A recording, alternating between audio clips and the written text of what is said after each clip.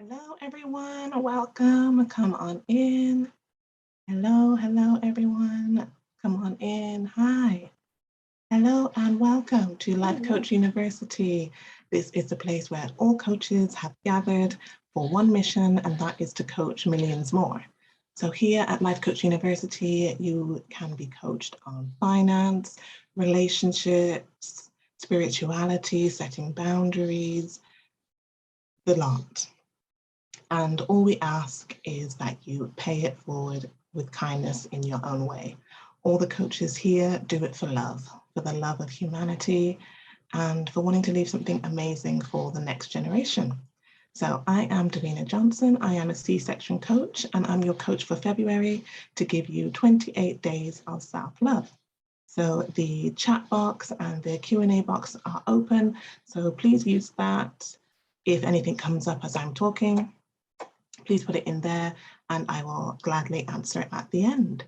So are we ready? So again, I am Davina Johnson and welcome to 28 Days of Self-Love, Day 3, Sleep. So this is probably one of my favorite things to talk about, because when I realized that I needed to have a sleep routine, it completely changed the game for me. Everything just started to become better once I had realized that I needed to get a sleep routine. So I have 3 children now. I have a 5-year-old, a 3-year-old, and a 4-month-old. And when I found out about getting a sleep routine for myself, was when my son was 2. So my son really just didn't sleep. Even now, to be honest with you, he still can kind of get up now and then in the middle of the night, but when he was about 2, I mean, he really didn't sleep. Like, he would get up 2, 3, 4 times in the night and not really getting up for anything. Just sometimes he would just want to play. He would just get up and just want to play, and I'd be like, oh, but it's like 2 in the morning, it's not time to play. But he just didn't need a lot of sleep. So I was tired a lot of the time. And I worked corporate at the time as well. So, I had to be at work at 9, so I'd have to be up. And it was a lot. It was a lot about that nobody was getting any sleep.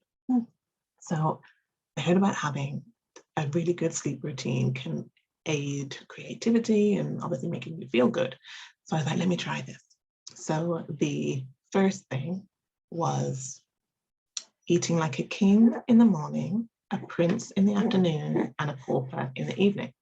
So this was definitely different for me, because I would normally eat a big meal in the evening when I would come home from work. You'll see my 4-month-old is in my lap. I would have a big meal in the evening. So this was a bit of a change. So instead of the big meal, I would have a salad or a soup, a lighter meal. Also the time that I ate as well. So I would eat a bit late, maybe about 8, half 8. So instead I had my meal at 7, and then that was also the last thing that I would eat. So your body does a lot of work at night to digest all of your food. And that can be one of the reasons why you're not sleeping very well, is because your body can't rest. It has to digest all of this food. It takes about 2 hours to digest. So I would have my last meal at 7. The other thing to kind of put into the routine was to get into bed an hour before you actually want to sleep. Again, this was quite new for me, because I would normally, just brush my teeth, put my PJs on, get into bed and want to go to sleep. And then I realized that actually you need to give your body a chance to want to go to sleep. So I thought, okay, I can do this. So instead, brushed my teeth, got myself ready for 9 o'clock, because I wanted to be in bed about 10. I've always gone to bed about 10, half 10, and I think that's a reasonable time. So I thought, okay, I can get ready to get into bed at 9. So I got into bed at 9. I did my journaling then to get all those thoughts that are going on through the day out. And then I would put on a meditation. You could also read also in bed. Maybe if you don't journal, you could read, put on a meditation, and then fall asleep.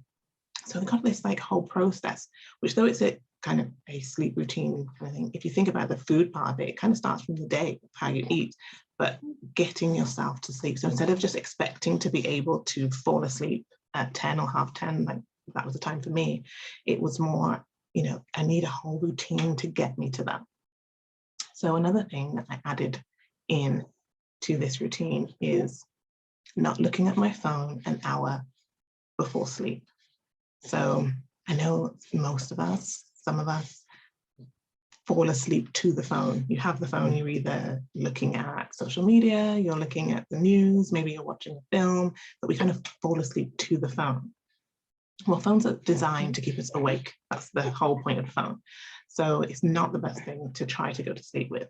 And the other thing is that your brain is also having to process all of the information that you've taken in. So if you are looking at social media, if you are looking at world news, you're taking all of that in and then asking your brain when you're ready to go to sleep that, okay, I'm ready to go to sleep now, so let's just forget all that. And the brain's like, no, I'm going to need to process everything that we've been through today, let alone everything you've just looked at before you want to go to sleep. And then you'll find that you can't sleep. So a really good idea is no phone before you want to go to sleep. And you will find, if that's the only thing you did, if you just did that, it's going to aid such a better sleep for you. So you can just put it away, you can put it in a drawer next to you, so it doesn't have to be too far.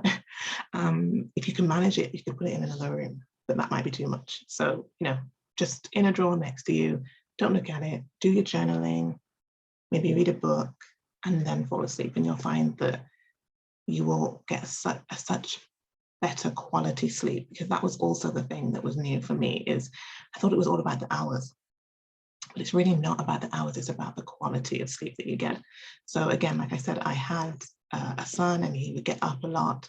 So this time when he would get up at 2 a.m, I've already had 4 hours of quality sleep when he gets up. So I don't feel like too irritable, and I don't feel overly tired. Like when he gets up, I can just get up, see to him, see what he wants, and go back to bed and be okay, and then wake up with, at the time that I want to get up in the morning and feel absolutely fine, because it's the quality of sleep that I'd had. So just as a quick recap, eat lighter meals. It takes about 2 hours to digest your food, so try and eat 2 hours before bed.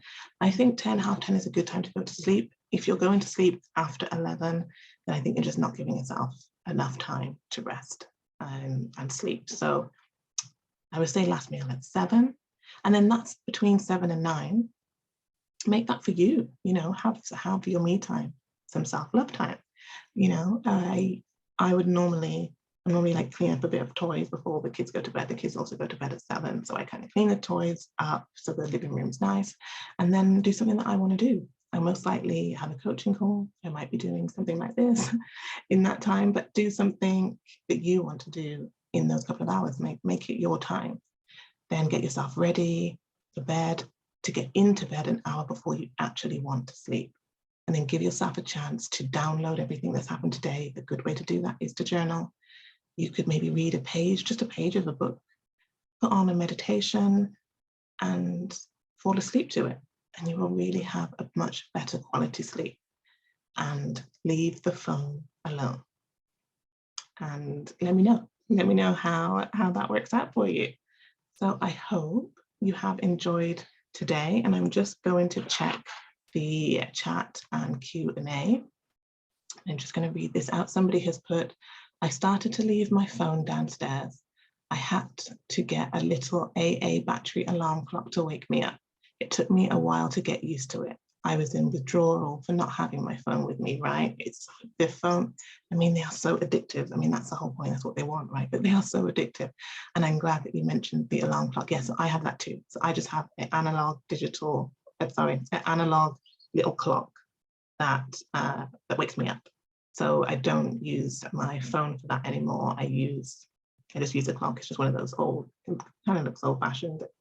You just tap the top of it and that wakes me up. So I'm really glad. I'm very proud of you though, that you actually leave your phone downstairs. That's amazing. So I hope you enjoyed today. if you got some value from today, please pay it forward. So another pay it forward that I heard about was a 16-year-old boy had built a fence, a garden fence for their neighbor. The neighbor tried to pay him for it, and he said, no, this is my pay it forward. So that's a lovely one. So, and also tell us about it. So go to lifecoachuniversity.com and click the button that says, how did you pay it forward? And let us know, because we love to hear it. We want to know that that kindness is rippling all around the world. And also subscribe to the newsletter. So if you go to lifecoachuniversity.com and click campus and give us your email address, you will receive a monthly newsletter and the chance to win a one-to-one coaching session. And then that leaves me, I should say us. And if you want to contact me, you can do at davinajohnson.com. You'll find the details there, or you can go to Instagram and you'll find me at C-Section Coach. And I hope you have a wonderful rest of your day. Remember that you are made of pure love and light.